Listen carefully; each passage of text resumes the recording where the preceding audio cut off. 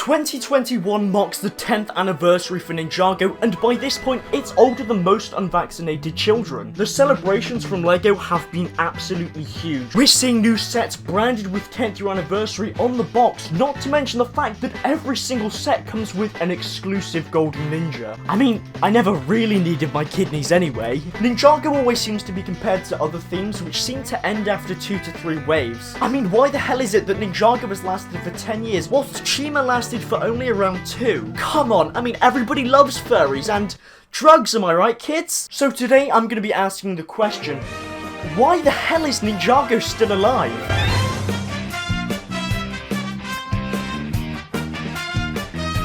Now, whilst one of the major criticisms of Ninjago is that every single wave is the same sets released in different colours, I would honestly completely dispute that. So for example, with this set here, you can knock your parents' teeth out with Spinjitzu Lloyd, whereas with this one, you can break their teeth with Air Jitsu Lloyd.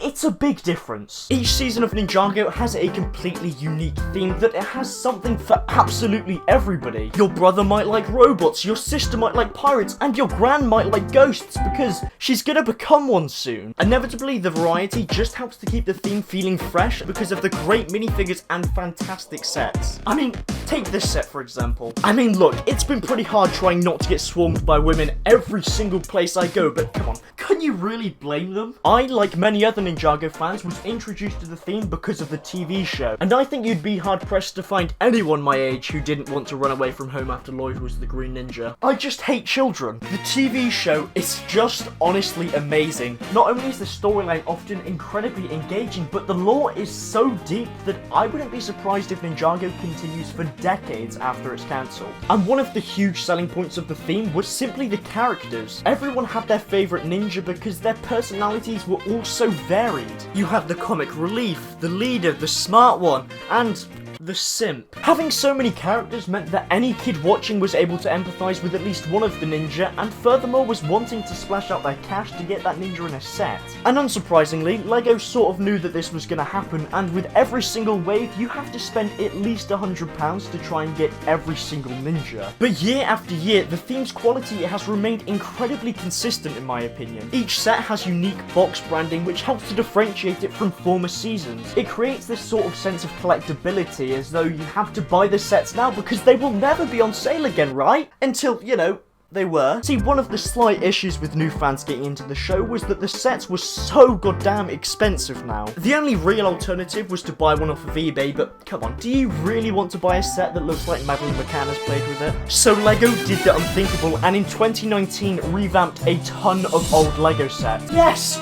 Why the hell would anybody do drugs when you can have this? The first wave of Legacy was honestly incredible. Not only did it help to bring in new fans, but it was so nostalgic for fans like me who had been following the show since 2012. Many of the characters and vehicles that I'd missed out on were now completely available to me, and it was amazing. Since that point, Ninjago has been on top and has been killing it recently. But trust me, it really wasn't always like this. In 2017, the LEGO Ninjago movie was revealed, and trust me, when I heard the news, I lost my mind. And then I saw the trailer. Hey, remember that deep lore and plot that I mentioned earlier? Well, just forget it and look at this cute cat. Because the movie decided to completely stray away from the TV show's art style, it meant that the TV show had to change in order to be more fitting with the movie. And for a lot of people, this completely ruined the charm of the original Ninja. But then Ninjago pulled a complete 180. Whilst they did change the art style, they also decided to change the show's tone, making it